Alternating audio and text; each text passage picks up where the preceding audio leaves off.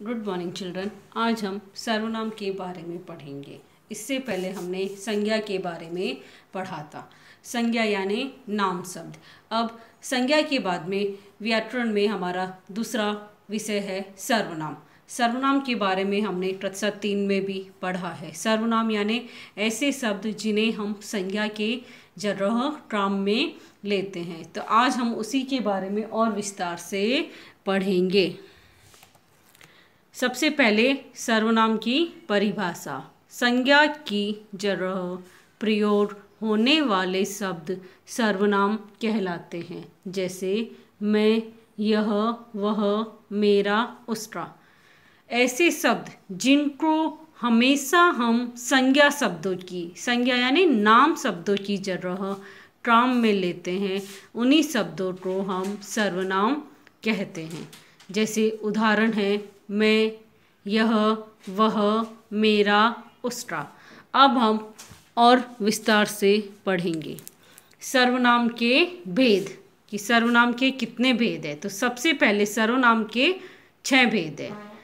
Number 1 पुरुषवाचक सर्वनाम, number 2 निश्चयवाचक सर्वनाम, नंबर 3 अनिश्चयवाचक सर्वनाम, नंबर 4 प्रश्नवाचक सर्वनाम, नंबर 5 संबंधवाचक सर्वनाम, नंबर 6 निजवाचक सर्वनाम। अब हम इनके बारे में विस्तार से पढ़ेंगे उदाहरण के साथ में। पुरुषवाचक सर्वनाम, जो सर्वनाम शब्द बोलने वाले, सुनने वाले या किसी अन्य व्यक्ति के लिए क्रम में लाए जाते हैं, उन्हें पुरुषवाचक सर्वनाम कहते हैं। तो बच्चों, ये सर्वनाम हमेशा जो बोल रहा है, जैसे हम बोल रहे हैं, हमारे सामने वाला सुन रहा है, या फिर हम और किसी तीसरे व्यक्ति की बात कर रहे हैं, उनके लिए ये सर्वनाम हम क्रम में लेते हैं। जैसे यहाँ पे उदाहरण में बताया है कि मैं खेलने जा रहा हूँ। मैं खेलने जा रहा हूँ, ये कोई अपने लिए ही बोल रहा है कि मैं खेलने जा रहा हूँ। तुमने खाना खा लिया।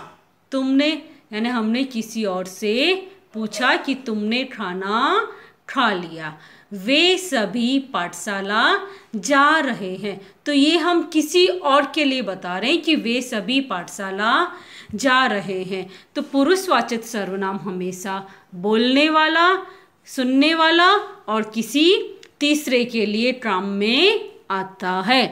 अब हमारा दूसरा सर्वनाम है निश्चयवाचक। निश्चय यानी कोई जानकारी निश्चित होना, श्योर होना कि ये है यहाँ पे। जो सर्वनाम शब्द किसी व्यक्ति या वस्तु की निश्चित जानकारी दे, उन्हें निश्चयवाचक सर्वनाम कहते हैं। ऐसा सर्वनाम जो कोई भी मनुष्य हो, कोई भी वस्तु हो, उसकी जानकारी हमें क्या दे रहा है? निश्चित यानी श्योर जानकारी दे रहा है कि ये है यहाँ पे, वो हमेशा निश्चयवाचक सर्वनाम कहलाता है। इसमें उदाहरण है यह मेरा कमरा है, कि जो ये कमरा है वह किसका है? मेरा है, किसी और का नहीं है। तो कमरे की यहाँ पर निश्चित जानकारी है। वह मेरा खिलौना है। खिलौना किसका है? मेरा। तो खिलौने की जानकारी भी निश्चित है, वो किसी और का नहीं है, वह मेरा है। इसे उठाकर मेज पर रख दो। इसे यानी वहाँ पे जो भी कोई सामान रखा है उसे उठाकर मेज पर रख दो। तो ये इनकी निश्चित जानकारी है, इसीलिए हम इसे निश्चयवाचक सर्वनाम कहते हैं। अब है अनिश्चयवाचक सर्वनाम। ये निश्चयवाचक सर्वनाम का उल्टा होता है कि इसमें जो जानकारी है वो क्या होती है? अनिश्चित होती है, श्योर नहीं है। जो सर्वनाम शब्द किसी व्यक्ति या वस्तु की निश्चित जानकारी नहीं देते हैं, उन्हें अनिश्चयवाचक सर्वनाम कहते हैं। उदाहरण जैसे दूध में कुछ गिर रहा है, कि कहीं दूध रखा था, उसमें क्या हुआ? कुछ गिर रहा है। कुछ यानी अब क्या गिरा है वो जानकारी नहीं है, कि उसमें कुछ भी गिर सकता है। मक्खी गिर रही है, छिपकली गिर रही है, कुछ भी, वो जानकारी निश्चित नहीं है। बाहर कोई आया था। बाहर आया था। अब कौन आया वो जानकारी निश्चित नहीं है। किसी ने कपड़े फेंक दिए। अब जो कपड़े किसी ने फेंके उसे हम नहीं जानते, उसकी भी जानकारी हमारे पास में निश्चित नहीं है। प्रश्नवाचक सर्वनाम, नाम से ही पता चल रहा है कि प्रश्न यानी कोई भी सवाल पूछना। जो सर्वनाम शब्द प्रश्न पूछने के काम आते हैं उन्हें प्रश्नवाचक सर्वनाम कहते हैं। ऐसे शब्द जिनका हम हमेशा प्रश्न पूछने के लिए काम में लेते हैं उन्हें हम प्रश्नवाचक सर्वनाम कहते हैं। जैसे उदाहरण बताया है, आपका नाम क्या है, तुम कहाँ रहते हो, आपको किससे मिलना है। तो इनमें जो भी सर्वनाम शब्द है वो हम किसी से सवाल पूछने के लिए काम में ले रहे हैं। अब है हमारा संबंधवाचक सर्वनाम। संबंध यानी आपस में रिलेशन बताना।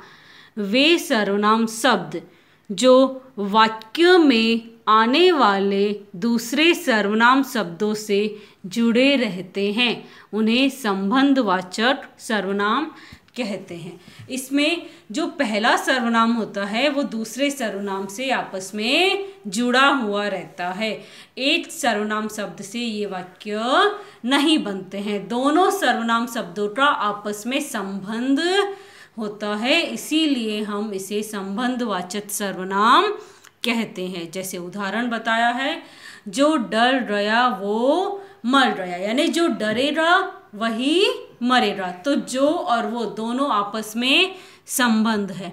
जो नाच रही है वह मेरी बहन है, यानी जो नाच रही है वह कौन है, मेरी बहन। यानी नाचना और बहन दोनों का आपस में क्या है, संबंध। जैसा करोगे वैसा भरोगे, कि जैसा काम तुम करोगे वैसा ही फल तुम्हें उसका मिलेगा। तो संबंधवाचक में एक दूसरे का आपस में संबंध होता है। निजवाचक सर्वनाम। निज, निज यानी अपना। जिन सर्वनाम शब्दों का प्रयोग काम करने वाला अपने लिए करता है उन्हें निजवाचक सर्वनाम कहते हैं। इसमें जो काम खुद कर रहा है, स्वयं कर रहा है, वह अपने लिए जो सर्वनाम का शब्द का प्रयोग करता है उसे ही हम निजवाचक सर्वनाम कहते हैं। जैसे उदाहरण है, मैं खुद पढ़ लूँगी, यानी मैं अपनी पढ़ाई अपने आप कर लूँगी। हमें अपना काम स्वयं करना चाहिए। हमें यानी जो भी कोई है उसे अपना काम स्वयं यानी अपने आप ही करना चाहिए। मैं अपने आप नहा लूँगा, तो यहाँ पे जो भी बोल रहा है वो ये बोल रहा है कि मैं अपने आप नहा लूँगा। यानी इसमें जो अपने काम के बारे में बता रहा है वही निजवाचक सर्वनाम होता है, यानी अपने लिए प्रयोग में होता है। अपना काम खुद करना, इसके लिए ही हम निजवाचक सर्वनाम शब्द का प्रयोग करते हैं। तो बच्चों,